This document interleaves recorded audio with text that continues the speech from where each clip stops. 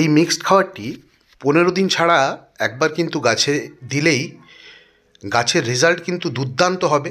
আপনারা একবার এই মিক্সড খাবারটি বাড়িতে তৈরি করে গাছে দিয়ে দেখুন, গাছের গ্রোথ কিন্তু 15 দিনে আপনারা বুঝতে পারবেন দুর্দান্ত গ্রোথ হবে এবং গাছের পাতা থাকবে একদম সবুজ চকচকে এবং তার সঙ্গে গাছে ফুল ফলের পরিমাণও কিন্তু দেখার মতো হবে।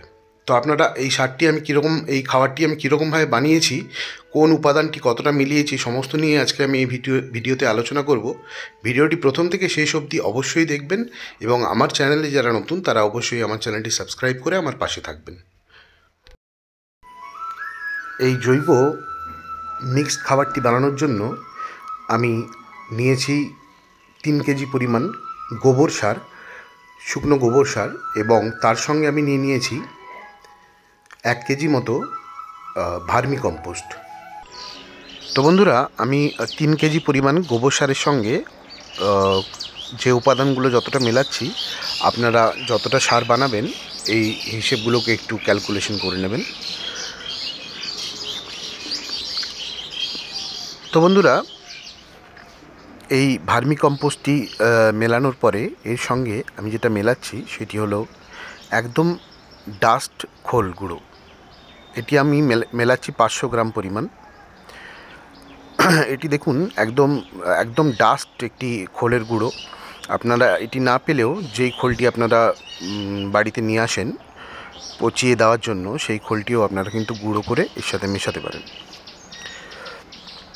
তো এই 500 পরিমাণ আমরা দিয়ে দিলাম এর মধ্যে গুঁড়ো করা খোল। এর সঙ্গে আমরা দেব 500 গ্রাম শিংকুচি। এই শিংকুচিও আপনারা যে কোনো নার্সারি বা যে কোনো সারের দোকানে পেয়ে যাবেন।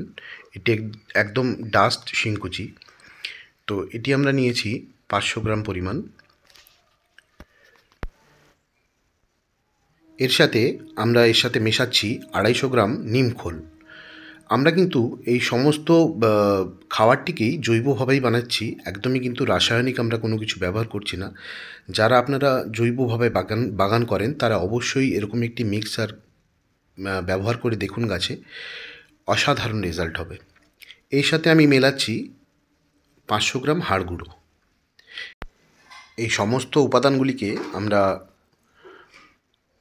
সুন্দর করে মিশিয়ে নেব।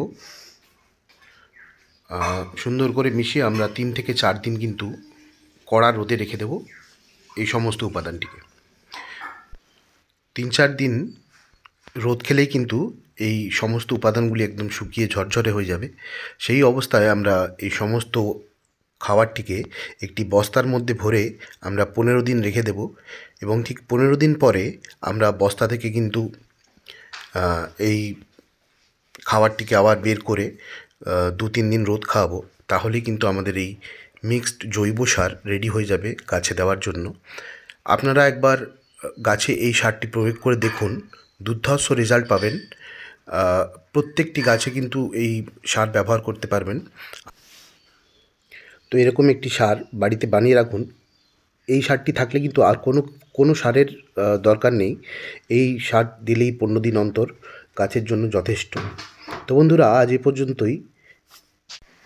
ভিডিওটি ভালো লাগলে অবশ্যই লাইক কমেন্ট করবেন এবং আমার এই চ্যানেলটি সাবস্ক্রাইব করে আমার পাশে থাকবেন। নমস্কার, ধন্যবাদ।